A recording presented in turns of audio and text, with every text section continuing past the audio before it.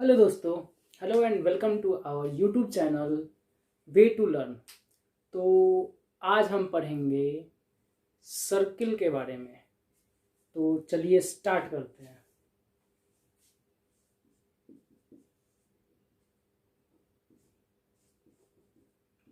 Circle यानी कि इसको हिंदी में हम बोलते हैं वृत्त। वृत्त क्या होता है? सर्किल यानी कि आप लोगों ने देखा होगा साइकिल का पहिया। साइकिल का पहिए को देखा होगा आप लोगों ने। हम साइकिल के पहिए का एग्जांपल लेते हैं क्योंकि हम उसे रोज देखते हैं। साइकिल का पहिया कैसे होता है? साइकिल का पहिया होता है पूरा गोल सा, यानी कि ऐसे। तो ये है वृत्त। वृत्त का फिगर है ये। इसमें हम बेसिक्स आज इसके जानेंगे और उसके बाद हम इसका एरिया निकालने का फॉर्मूला देखेंगे और सरकमफेरेंस निकालने का फॉर्मूला देखेंगे और कुछ और भी इसके टॉपिक्स जो हैं उसको हम इस वीडियो के अंदर कवर करेंगे। तो सर्कल में होता क्या क्या है वो हम देख लेते हैं पहले। सर्कल में एक सेंटर होता है जो कि इस पूरे सर्कल के बीच में यानी कि सेंटर में होता है। यानी कि हम इसको मान लीजिए ओ बोल देते हैं।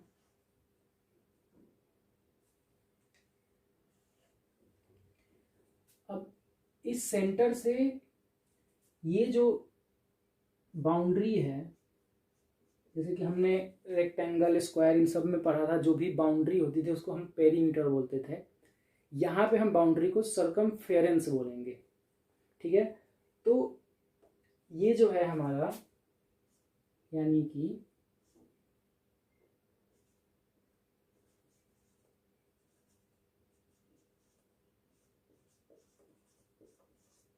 सरकमफेरेंस, तो सेंटर ओ से लेके अगर हम एक पॉइंट सरकमफेरेंस पे डालें और इन दोनों को जो लाइन मिलाएगी, उसको हम बोलेंगे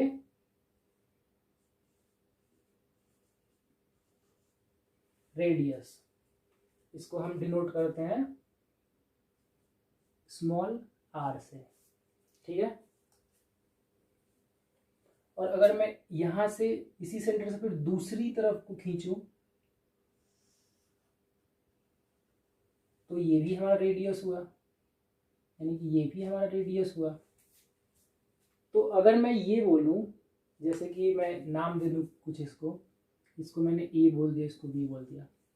तो अगर मैं बोलूं कि एक लाइन जो कि सरकमफेरेंस के एक सिरे को दूसरे सिरे से सेंटर से होते हुए मिलाती है, यानी कि सरकमफेरेंस के एक सिरे यानी ए इस पॉइंट को सेंटर यानी ओ से होते हुए बी तक जाती है, बी तक मिलाती है, तो उसको हम क्या बोलेंगे? डायामीटर। यानी कि हम बोलेंगे उसको, ए बी को हम बोल सकते हैं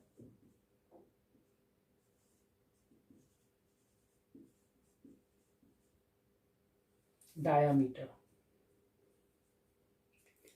तो डायामीटर अब आप देख रहे हैं ओ ए और ओ बी। अगर मैं लिखूं ए बी को तो ओ ए प्लस ओ ए प्लस ओ बी। अब ओ ए की वैल्यू कितनी है? आर, और ओ बी की वैल्यू कितनी है? आर, यानी कि आर प्लस आर, यानी कि 2r। 2r हमारा हो गया डायामीटर का फॉर्मूला। यानी कि डायामीटर हमारा कितना हो जाएगा? एक सर्किल का डायामीटर हमारा हो जाएगा 2r, यानी 2 इंटू रेडियस। जितना भी रेडियस दिया होगा उसको हम डबल कर देंगे तो हमारा हो जाएगा वो डायामीटर। और अगर हमारे पास रेडियस ना दे के डायामीटर ही दिया हुआ हो तो हम क्या करेंगे? तो अगर हमारे पास डायामीटर दिया होगा जो भी, तो रेडियस का फॉर्मूला हो जाएगा कि डायामीटर डिवाइडेड बाई 2। ठीक है, डायामीटर डिवाइडेड बाई 2। अब फॉर्मूला कैसे आया ये, तो अगर मान लीजिए कि मैं यहाँ लिखूँ कि D is equal to 2r, R को मैं इस साइड छोड़ दूँ तो ये इसके साथ मल्टीप्लाई में है तो इसके साथ आएगा तो क्या हो जाएगा, इधर आके डिवाइड, यानी कि r is equal to d/2, यानी रेडियस जो होता है वो डायामीटर का आधा होता है। अब हम इसमें और देख लेते हैं,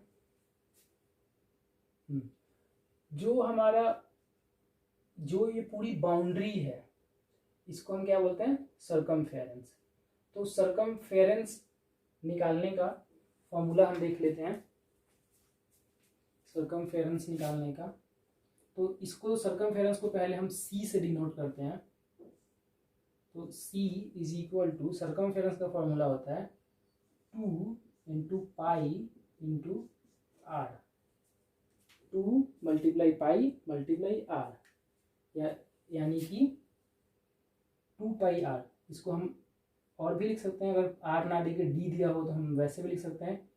क्या लिख सकते हैं कि पाई इंटू डी, ठीक है, पाई इंटू डी, क्योंकि अगर आर की वैल्यू जब हम पुट करेंगे तो d/2 हो जाएगा, 2 से 2 कट जाएगा, तो पाई इंटू डी, यानी कि अगर आप देख लें इसमें हम अगर आर की वैल्यू पुट करें तो 2 पाई इंटू d/2, 2 से 2 कट गया तो ये हमारा आ गया पाई इंटू डी। तो ये हमारा हो गया सरकमफेरेंस का फॉर्मूला, 2 पाई आर और पाई इंटू डी। अब इसमें एक और आता है टर्म, इसका एरिया। तो एरिया देख लेते हैं हम, एरिया यानी कि जिसको हम ए से डिनोट करते हैं।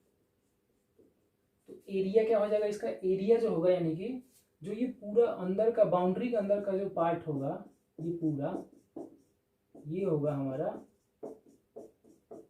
एरिया, जो कलरफुल पार्ट होगा वो हमारा होगा एरिया। तो एरिया का फॉर्मूला हो जाएगा pi are square, pi are square, ये होगा हमारा एरिया का फॉर्मूला, यानी कि पाई इंटू आर का स्क्वायर। अगर डी दिया हुआ हो तो हम लिख सकते हैं पाई इंटू d/2 का स्क्वायर। तो एरिया का फॉर्मूला हो गया हमारे पास पाई आर स्क्वायर। अब पाई की जो वैल्यू होती है वो मानी गई है, पाई की वैल्यू 22/7, यानी कि 22/7, और अगर हम पॉइंट वाइज को करेंगे तो 3.14, और आगे भी ये जाता रहेगा, यानी ये पूरी तरह से नहीं कटेगा। तो पाई की वैल्यू हो जाती है 3.14।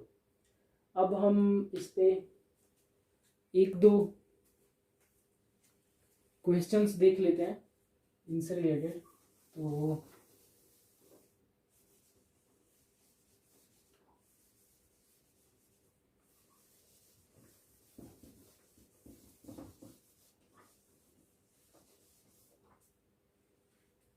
पहले हम एक बार रिकॉल कर लेते हैं, हमने क्या क्या फॉर्मूला देख लिया। तो डी का देख लिया हमने कि 2 इंटू आर, आर का देख लिया d/2, सरकमफेरेंस का देख लिया हमने 2 पाई आर, और एरिया का देख लिया हमने पाई आर स्क्वायर। तो इस पे हम कुछ क्वेश्चंस देख लेते हैं इन्हीं फॉर्मूले पे। तो मान लीजिए कि अगर मैंने एक, ये हमारा क्वेश्चंस का ही फिगर है, तो अगर मैं इसकी त्रिज्या यानी कि रेडियस इसका मैं 7 मीटर कर देता हूँ, 7 मीटर। अब मैं पूछूं, जैसे कि एक क्वेश्चन में हम देख लेते हैं कि इसका 7 मीटर जो है वो रेडियस है, तो इसका डायामीटर निकालें, यानी कि अगर इफ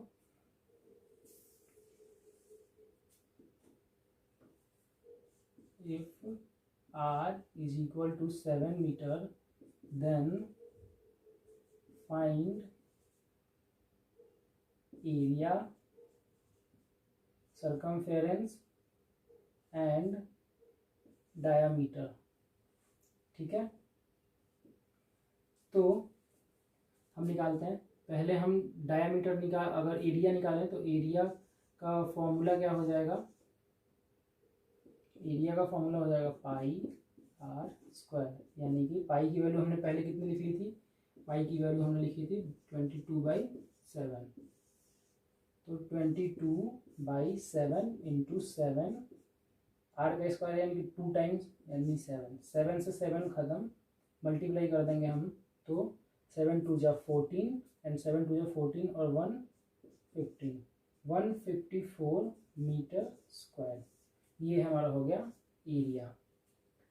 दूसरा हमें क्या निकालना था इसका, सरकमफेरेंस। सरकमफेरेंस का फॉर्मूला क्या था, 2 पाई आर, 2 इंटू पाई की वैल्यू फिर 22/7 पर आर की वैल्यू 7 मीटर, यानी 7 से 7 खत्म, तो 22 इंटू 2 यानी 44 सेंटीमीटर। ठीक है, तीसरा हमें निकालना था डायामीटर। तो डायामीटर का फॉर्मूला क्या था, 2 इंटू आर यानी 2 इंटू 7, तो कितना हो गया 14 मीटर, सॉरी यहाँ ये मीटर होगा, 14 मीटर। तो सर्किल में हमने क्या क्या देख लिया, डायामीटर यानी कि व्यास, रेडियस यानी त्रिज्या, तो d/2, सरकमफेरेंस यानी कि परिधि 2 पाई आर, और area is equal to pi are square. ये इतने फॉर्मूले होते हैं जो कि हमारे मेंसुरेशन का जो पार्ट आएगा जिसमें हम सर्किल के बारे में पढ़ेंगे